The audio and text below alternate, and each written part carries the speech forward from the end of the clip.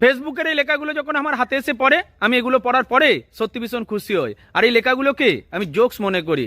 এতে লেখা রয়েছে, যে নারী তার স্বামীকে তুই তোকারি করে কথা বলে, অসম্মান করে কথা বলে, সেই নারী কখনোই স্বামীর নিঃস্বার্থ ভালোবাসার অধিকারী হতে পারবে না। দেখো, এটার মধ্যে এটাই পরিষ্কার করে লেখা আছে, মেয়েদেরকে স্বামীকে দেবতার জ্ঞানে পুজো করতে হবে, আপনি করে কথা বলতে হবে। কিন্তু একটা পুরুষ মানুষ চাইলেই তার বউকে কিন্তু ধরে মারতেও পারে।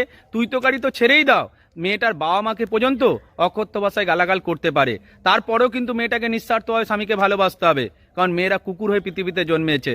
মেয়েদের জন্য কোনো বিধান নেই। কিন্তু পুরুষ মানুষ সবসময় নিজেকে দেবতা মনে করে। আমাদের এই সমাজের সবচেয়ে বেশি পুরুষ মানুষ আগে ছিল খারাপ, এখন আর খারাপ নেই। এখন সবচেয়ে বেশি পুরুষ মানুষ রয়েছে যারা নির্লজ্জ হয়ে গেছে। দেখবে, তাদেরকে আমি দিন রাত যতই বলি না কেন, তারা ঠিক তাদের কাজ করেই যাবে।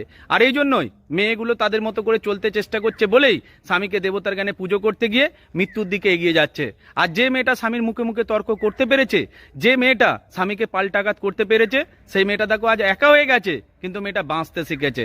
তাই স্বামীকে দেবতার জ্ঞানে পুজো করতে হবে, এটা পুরুষ মানুষ সকলকে শেখাতে পারলেও পুরুষ মানুষের যে উচিত বউকে ভালোবাসতে হবে, তবে বউটা সংসারে থাকবে, এটা কেউ কিন্তু আজও জোর দিয়ে বলতে পারে না। তাই তুমি যদি একটা মেয়ে হয়ে থাকো, তাহলে শুনে নাও, তোমার স্বামী যদি তোমাকে তুই করে কথা বলে, অকথ্য ভাষায় কথা বলে, পাল্টা তোমাকেও তুই করে কথা বলতে হবে। সমাজের কথা চিন্তা করে স্বামীকে মাথায় তুলে রাখলে মৃত্যু পর্যন্ত হবে। সমাজের মানুষ সেদিনও তোমার ওই মৃত্যুর পাশে দাঁড়িয়ে দাঁড়িয়ে হাততালি দেবে, কারণ তুমি একটা মেয়ে। এটাই সত্যি। ভালো থাকবেন প্রত্যেকে।